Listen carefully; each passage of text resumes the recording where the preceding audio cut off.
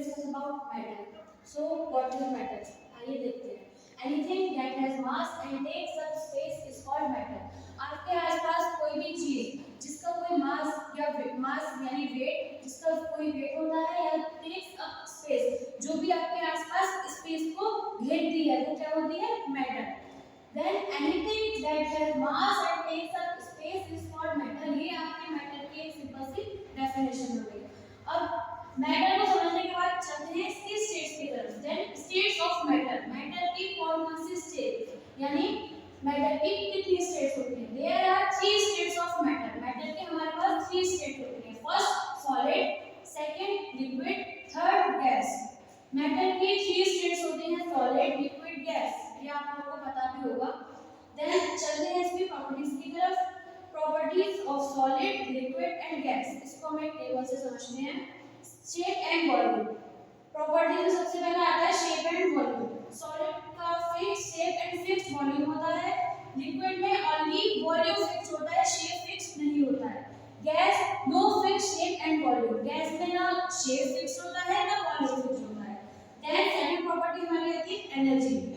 Solid में सबसे lowest यानी सबसे कम एनर्जी होती है, लिक्विड में मीडियम. सॉलिड गैस से मीडियम, लिक्विड में एनर्जी होती है. देन आती है गैस जिसकी हाईएस्ट एनर्जी होती है. उसके बाद थर्ड प्रॉपर्टी हमारी force of attraction. Force of attraction का मतलब कोई भी सॉलिड, कोई भी लिक्विड, कोई भी गैस, उसके जो मॉलिक्यूल्स होते हैं उनका आपस में कितना फोर्स ऑफ अट्रैक्शन होगा. सॉलिड में मैक्सिमम यानी सबसे ज्यादा फोर्स ऑफ अट्रैक्शन होता है सॉलिड के मॉलिक्यूल्स के बीच. देन आती है लिक्विड पे. लिक्विड में होता है मीडियम. इसके जो मॉलिक्यूल होते हैं उनमें जो फोर्स ऑफ अट्रैक्शन होता है वो मीडियम होता है, ना ज्यादा होता है ना ज्यादा कम होता है. देन चलते हैं गैस की तरफ. गैस में आपका होता है मिनिमम. मिनिमम यानी सबसे कम. सॉलिड लिक्विड से कम होता है गैस में, तो force of attraction between molecules of gas is minimum. Then हम चलते हैं इंटरमॉलिक्यूलर स्पेस की तरफ.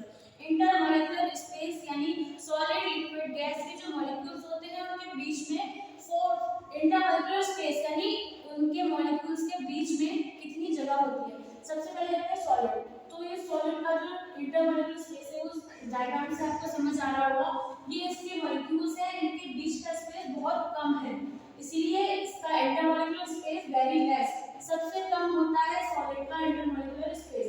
देन हम आते हैं लिक्विड की तरफ. लिक्विड में जैसा आप देख सकते हैं इसके जो इंटरमॉलिक्यूल्स हैं इनके बीच में जो स्पेस है वो इससे ज्यादा है, तो ये हमारा आता है मीडियम पे. लिक्विड का इंटरमॉलिक्यूलर स्पेस मीडियम होता है सॉलिड और गैस के मुकाबले. देन थर्ड आते हैं गैस पे, जिसमें आपके मॉलिक्यूल्स बहुत दूर दूर हैं, इसीलिए इसमें वेरी हाई इंटरमॉलिक्यूलर स्पेस होता है, यानी सबसे ज्यादा हाई इंटरमॉलिक्यूलर स्पेस आपको गैस में देखने को मिलेगा. तो ये आपके इंटरमॉलिक्यूलर स्पेस थे और ये हमारा था मैटर छोटा सा टॉपिक. आई होप आपको अच्छा लगा होगा. Thank you.